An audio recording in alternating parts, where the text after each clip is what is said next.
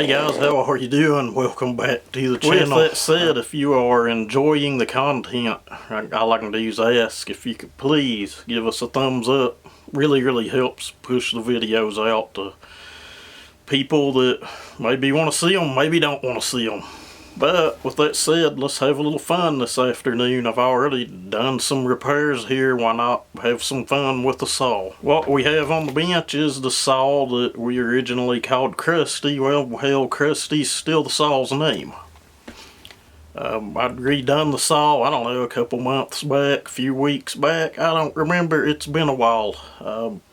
It originally started life as like an all-out junk build. Like the cases were busted, the crank was kind of screwed up on the threads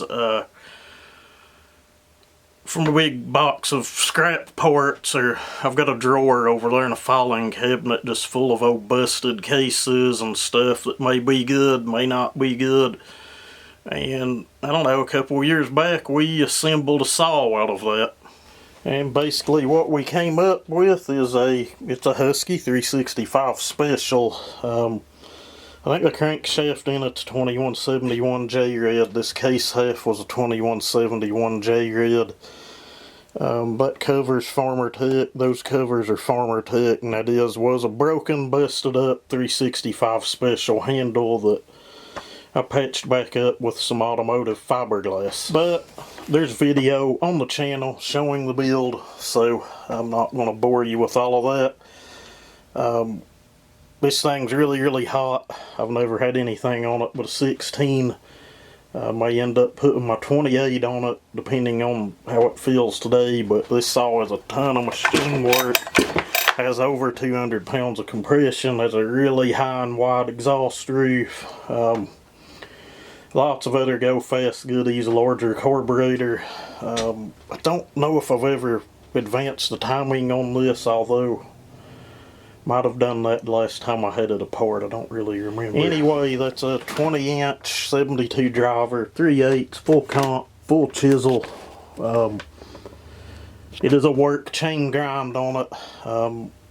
I've had thoughts of going over it here with the file and touching some things up on it, but usually the chains like that usually require quite a bit of torque to hold RPM. The saw does have an 8 tooth on it, so it's going to be like running, we'll say, to be nice, say a 24 or a 28 with the 7 pin on it. Just remember that if you go up in the sprocket size, the saw's going to need more torque or less drivers on the chain to be able to pull that larger sprocket. But I'll quit boring you guys and we'll go back here and see what we can find to cut on. The smaller wood I have is like hard as a freaking brick. I think it's some kind of I've had some people say it looked like gum. I'm not 100% sure of that. Gum usually is not that hard to cut around here, but anyone that's seen me put a saw in this wood has said that it's like freaking cement, which it is. It was a blow down, no leaves on it. Vines are covering all the barks. Just kind of hard to tell what it is.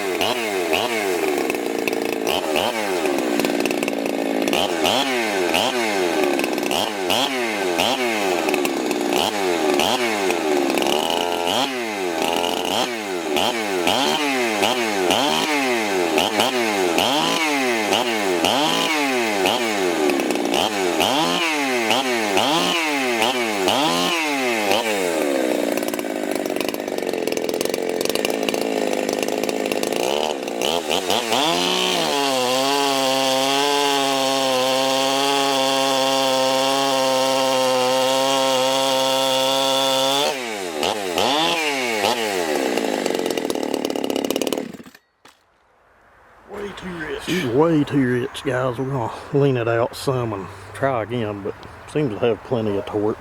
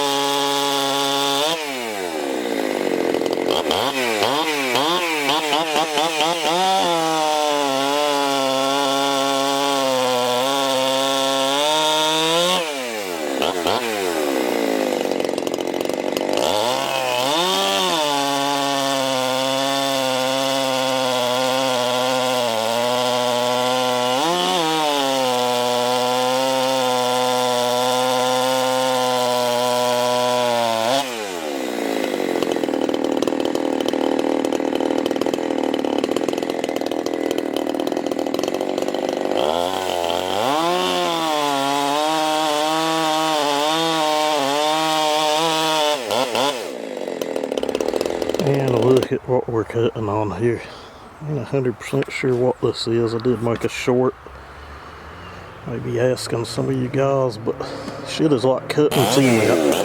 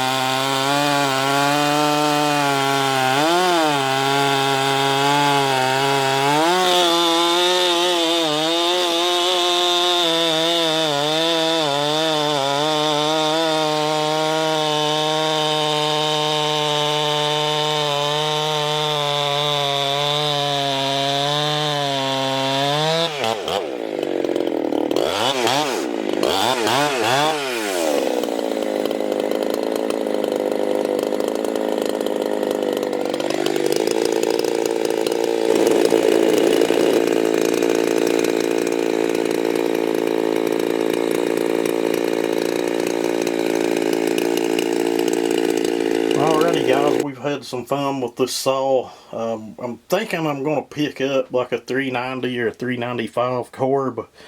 I have some here, but they're aftermarket and not very good. That's an X-Torque Korb that I've went through and modified, pulled the divider out of it, played with the jetting on it, and I don't know, the signal on those things just, with that divider in them, just kind of awful. Seems like the hotter the saw is, the worse the Korb is, and I don't know if other people have dealt with that, but I've not had luck trying to modify and use those X-Torque Korbs for general use.